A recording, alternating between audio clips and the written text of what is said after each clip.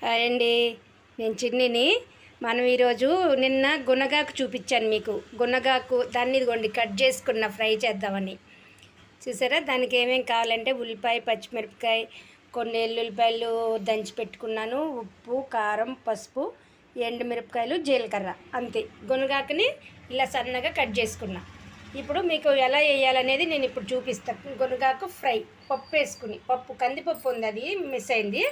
నేను చూపిస్తాను కందిపప్పు కూడా. కందిపప్పు ఎలా వేసుకొని చేసుకోవాలనేది చూపిస్తాను. ఇప్పుడు ఏం చేద్దామంటే నూనె పెట్టుకున్నాను. నూనె పెట్టుకుని ఎల్లుల్లిపాయ, అదే జీలకర్రను, మిరపకాయలు వేసేసుకోండి. ఇకేం అక్కర్లా, చక్కగా ఏగుతుంది. చూసారా, మంచిగా కాగింది నూనె. ఇప్పుడు పచ్చిమిరపకాయలు, ఉల్లిపాయలు వేసేసుకోండి. వేసేసుకుని ఎల్లుల్లిపాయలు కూడా వేసేసుకోండి. ఉల్లిపాయ పేస్ట్ కూడా అన్నీ వేసేయండి. 1 by 1 మొత్తం వేసేయండి. వేసేసి ఒక్క నిమిషం కదిలించుకొని ఇప్పుడు గునగాకు వేసేద్దాం. గునగాకు ఒక్కసారి ఇది వేగినాక గునగాకు వేసుకుందాం, సరేనా? ఒక్క నిమిషం.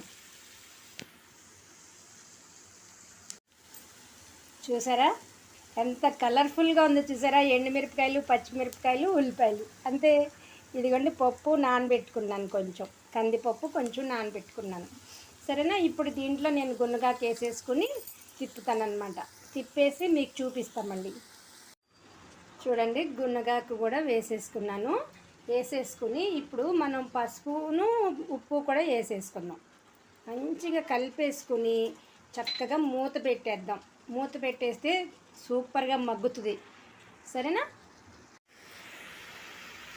చూడండి, బాగా కలిపేసుకున్నాను. ఉప్పు, పసుపు వేసి బాగా కలిపేసుకున్నా. దీంట్లో అన్నీ వేసేసాను నేను. ఇంకా వేయాల్సింది ఏంటంటే పప్పు ఒకటి, కారం ఒకటి, రెండే ఉన్నాయండి. అన్నీ వేసేసాను. ఇప్పుడు దీనికి తగ్గించేసుకుని స్టవ్ మనం మూత పెట్టేసుకుందాం. మూత పెట్టేసుకుంటే సిమ్లో పెట్టుకుంటే నిదానంగా మగ్గుతుంది, సరేనా?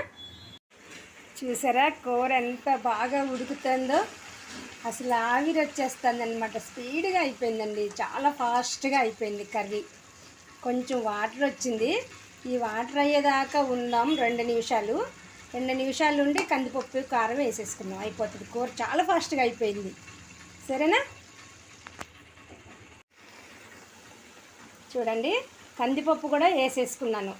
అయితే కందిపప్పు ఖచ్చితంగా నానాలండి. నానితేనే ఈ లాస్ట్ మినిట్లో వేసుకోవాలన్నమాట. ఇంకా కర్రీ 2 నిమిషాలు అయిపోతుంది అనగా మనం కందిపప్పు వేసుకోవాలి.